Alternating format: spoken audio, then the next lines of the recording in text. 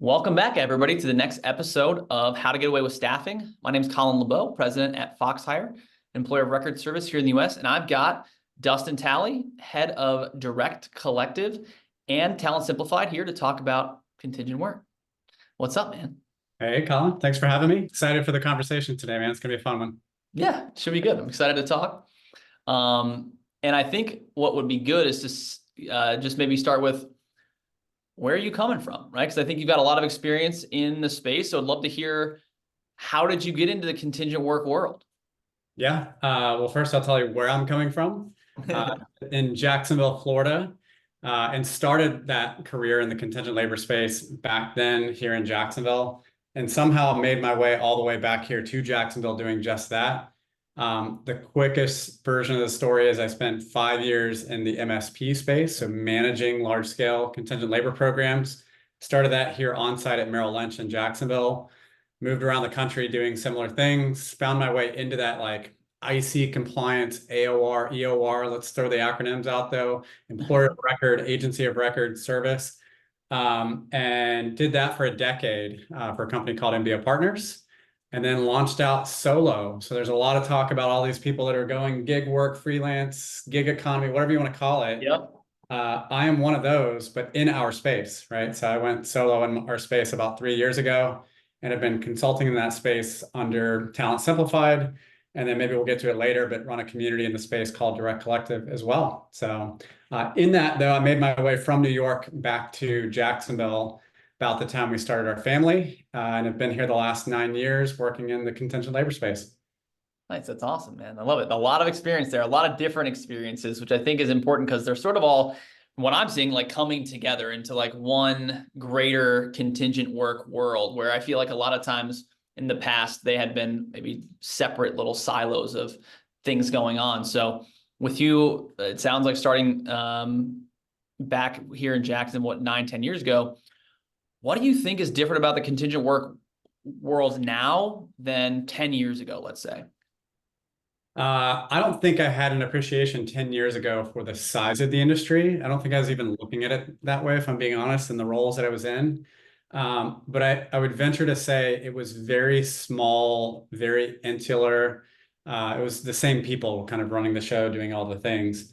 There weren't a lot of solutions in the space back then. If you started something 20 years ago, it was a really great time to start something. And then you hear the saying, right? And the next great time to start something is today. But a lot of those 20-year-old companies are still around today. The models may have pivoted from what they used to be. So what I was used to when I first started was this like master vendor type model, primary vendor type model, where essentially a staffing company used to be your primary partner for all things staffing related. What ushered in the last 20 years, let's say, has been MSP, largely owned by staffing companies. With that, in the US specifically, you've got a lot of people doing this vendor neutral model. And in the US specifically, we went way deep into that. Other regions didn't go so deep into vendor neutral. And so now you've kind of got like a reconciling of like, where do we actually want to be? And you're seeing some of that play out in the space. But in the last, I don't know, 5 to 7 years, there have been a lot of new entrants to this space, some of which were born in the space and are just starting their next thing or first thing. They worked for larger organizations for a while. Then you've got a lot of outsiders coming in, bringing fresh perspectives. And so I'd venture to say the space has grown significantly since then. I don't know that we all know how big this thing we call contingent extended workforce, whatever we want to call it. I don't think we know exactly how big it is, and it's probably bigger than we imagine. They say like a third of the workforce works this way, right? Yeah, yeah. So yeah, that's what I'm seeing. Yeah. What about you? What are you seeing with it, man?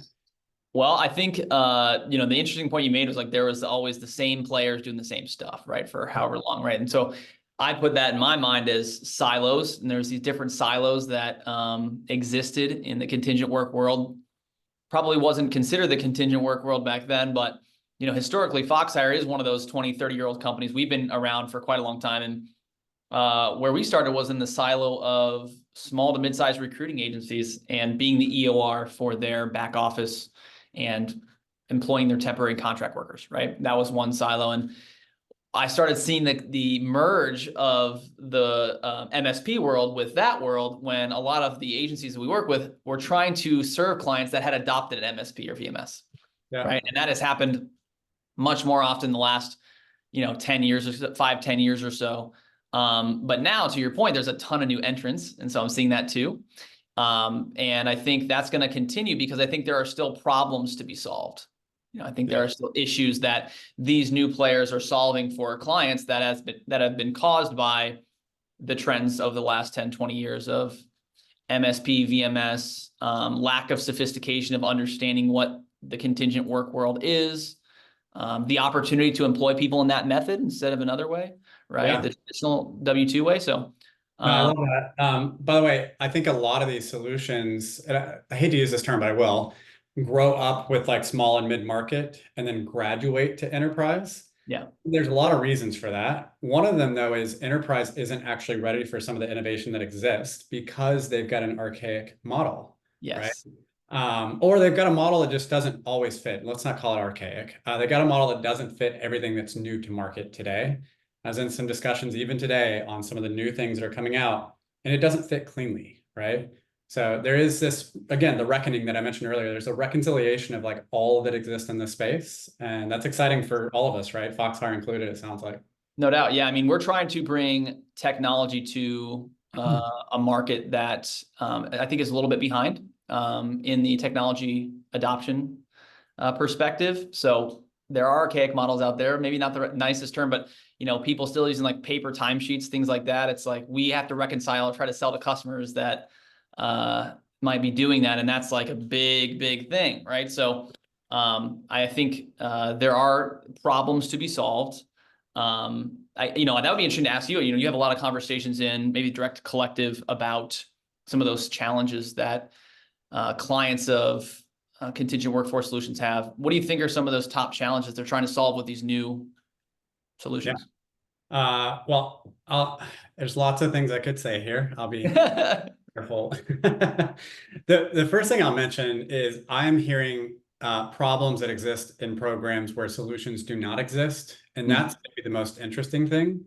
And if you backtrack from that, what ends up happening is a lot of the salespeople in the industry that are really good at what they do, and a lot of them are close friends of mine, end up painting their solution as the solve for whatever said problem is. And I think there's been a lot of that over the years, right? Where, oh yeah, I understand your problem. And then you paint your solution to solve that problem. Not always the case. There isn't always a solution for every single problem that exists out there. And so I see that kind of playing itself out time and time again. The other thing that's maybe the most prevalent is, and I hear the most through Direct Collective, the number of suppliers in these programs. And this is challenging, right? Because there are new staffing companies being stood up today. What should be done with that, right? Should we add a 201, however you say that, vendor to our program? Yeah. When these programs are actually trying to optimize, rationalize, bring down their supply base. Right. So what does the staffing company do with that? How do they? It's tough. And it is tough, right? And so I was having a chat with a good friend the other day, works in a prominent staffing company, and his advice is you need to pare down your vendor selection. Like, I don't want to be one of 200. I want to be one of 10. And so I think that is where we can all be strategic with our clients, is pick the ones that we think we can be a good partner to and go deep, go really deep. And that gets sticky. So largely, though, what I'm seeing is people spread themselves thin. They're playing into the vendor neutral model. They, one out of, I don't know, 25 recs, they might get a fill. And that's way too much churn for our industry. It shouldn't be that way. So 100% agree. I mean, coming from the staffing and recruiting market, we see that so often, right? The barrier to entry to start a staffing firm is as simple as, I'm a staffing firm. All I need is a client and a candidate. That's literally all you have to do. And if you go and start trying to find people for that job, you could theoretically be one. And so because of that, and especially because of the need in the healthcare space, specifically through COVID, so many staffing firms got stood up and tried to service that need. And in response, across all industries, but in healthcare specifically as well, vendor consolidation is like the number one priority. I think SIA actually reported that was the number one priority of staffing buyers as of April of last year. And I think that trend has continued. agreed.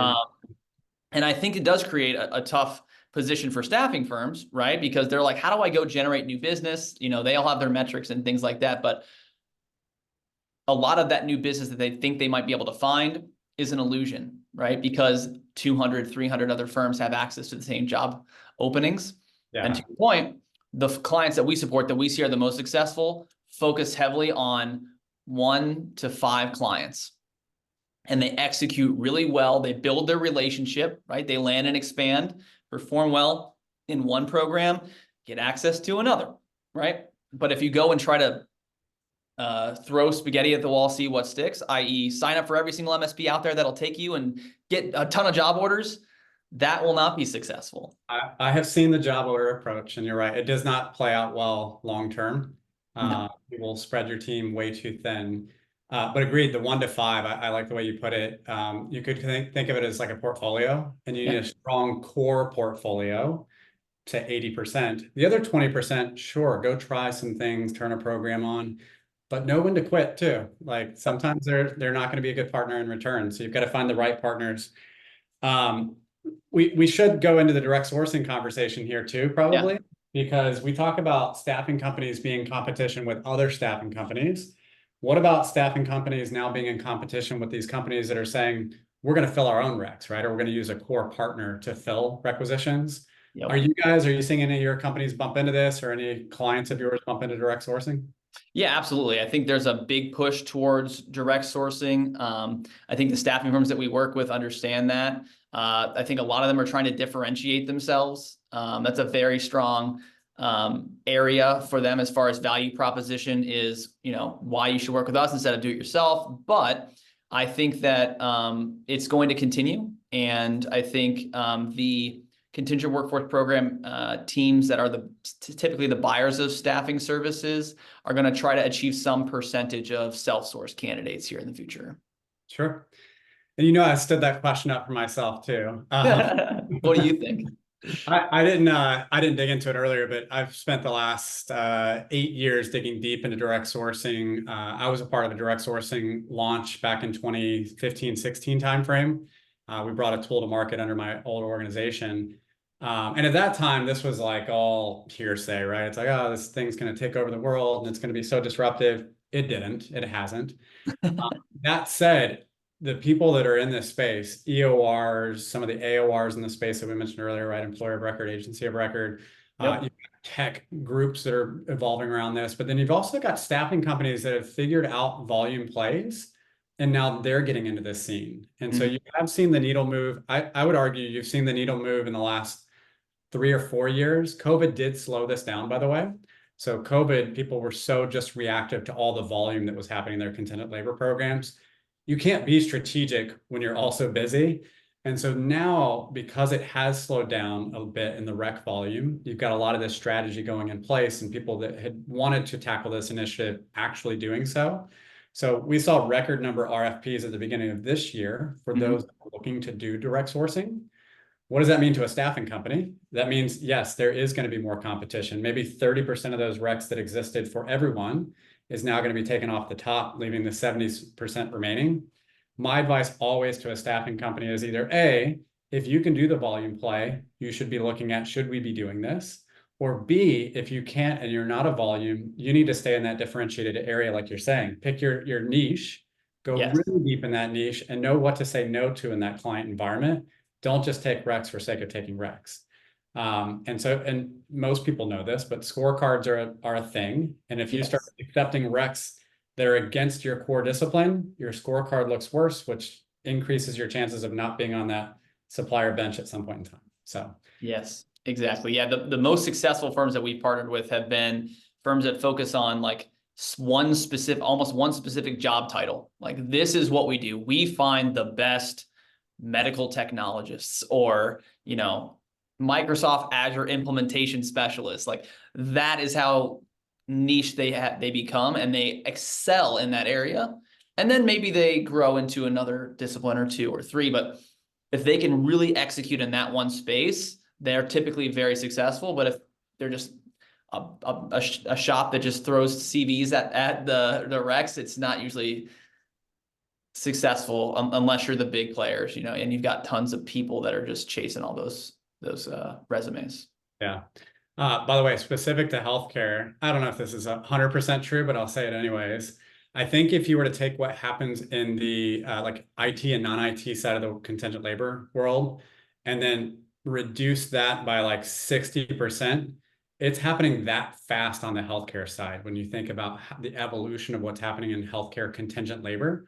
Yes. And so you literally just have to look over to your left and what's happening over here and like the consolidation, all the thing that has been happening in contingent labor for a while. You're Right. seeing it speed up in healthcare though, super quick. So I mean, it's easy to get the playbook, but it's scary with how fast things are moving over there. So organizations have to be prepared, right? It 100%. And it's happening really quickly simultaneously to regulation increasing exponentially. So the regulation on healthcare contingent labor has just been nonstop since the decline of COVID because of all the press and the focus that it got as, you know, bill rates went sky high, pay rates went sky high. A lot of the CFOs of hospitals were complaining about being gouged and all of those things. So they're trying to put controls on that. So it's growing super fast from a market perspective, and also the regulations becoming much more difficult to comply with.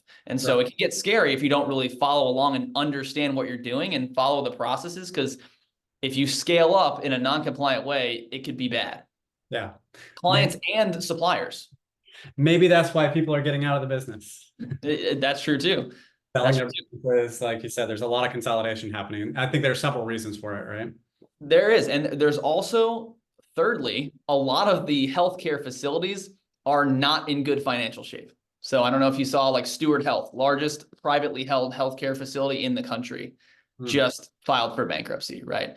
There are multiple large staffing firms. This is public information that have unsecured claims in the, I think $60 million range was the highest one. I think Aya Healthcare had that one. So like, yeah, you're growing fast, high regulation, and high risk, right? So like there's a lot of things going on there that you have to be very good at understanding how to grow efficiently, or else you could be in a bad spot sure. on both sides of that equation. Yeah, and talk about picking your clients wisely, right? If they're not in good financial health, Yep. be careful. That's your point, right? You said not all clients are good clients, not all partners are good partners, right? Like that's a very important piece of that puzzle. Yeah, totally. Yeah, interesting stuff. Yeah, I think we're gonna see that continue though. I think we're gonna see contingent work take over. I'm really excited to see what the gig platforms do to the space as well. I think healthcare is one of those examples as well, where the gig platforms are really disrupting the traditional staffing model. You're seeing a lot of lobbying against both sides in that regard. Yeah. But I think they illuminate the need for change in the space, because I think there's a big need. And if you can service that need and solve those problems for clients, they're going to move from archaic models like you mentioned earlier. By the way, there's a recent, at the time this is going to be published, this is going to be new news, but Torque just got acquired by Randstad, right? So this is a talent marketplace, and arguably talent marketplaces, these gig platforms that you're mentioning, have been around, I don't know, let's say 15 years if you want to include like the Upworks and the Ubers and what's been happening.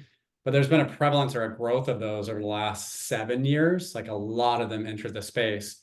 It's not so reactive like some staffing is sometimes, right? Staffing, just by nature, we need this, cool, let's go find it.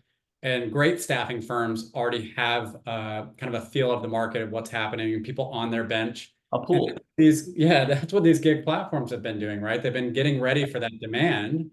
And arguably they charge more, right? Because the speed is quicker because the people are ready to go. But I think these are some good signals to see traditional MSPs, and this is happening in their digital division, but they're making acquisitions of marketplaces. So this is actually an exciting time for marketplace companies too. And arguably they have, as you said, been the disruptor to the space. But you're going to start to see this digitization of staffing taking place. And I don't know, it's an interesting time for our industry. Yeah.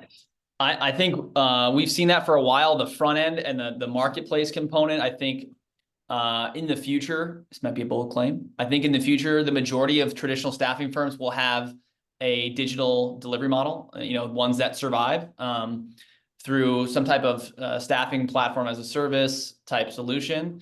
But in addition, I think they'll have almost completely digitized back office component as well. And that's sort of the digitization we've approached the market with, is having visibility and delivery of the back office components via a platform, which I don't think all staffing firms can do right now. It's very disconnected, very much so email, even paper based in some cases. So I'm excited to see that all come together as well, because I think those are all conjoining at one time. Yeah, there's a lot of things happening. And you mentioned it earlier, it is easy to start a staffing company. And I see this left and right. It is really hard to pay people. like, Yeah. it's not the easiest to figure out, let's say. People Once you wouldn't think figure that, out, though. People wouldn't think that. you think it's simple, like, oh, there's software out there that does that, or I can figure it out, just write a check, right? But there's a lot of things to consider. And you are seeing a lot of that, where what's happening in staffing is this bifurcation of the service of finding the talent versus paying the talent. And very large organizations now are outsourcing the payment function because they're better on the find, connect, get them engaged, right? But then the ongoing management, keep them paid, all those things becomes a different transaction.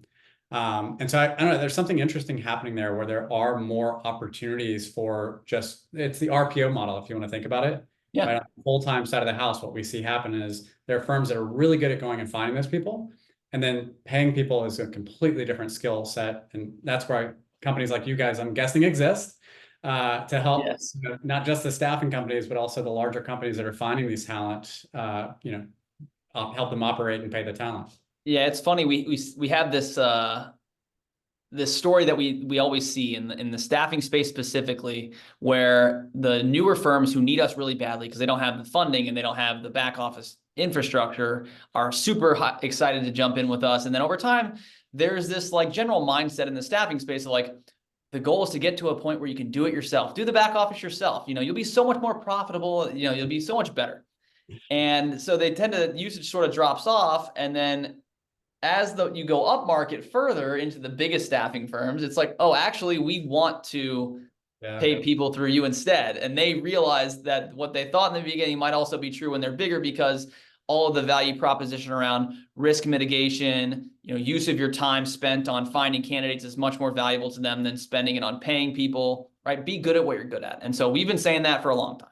I'm sure you have. I think it is. This is true at our houses, right? Like, I should know what to outsource in my house.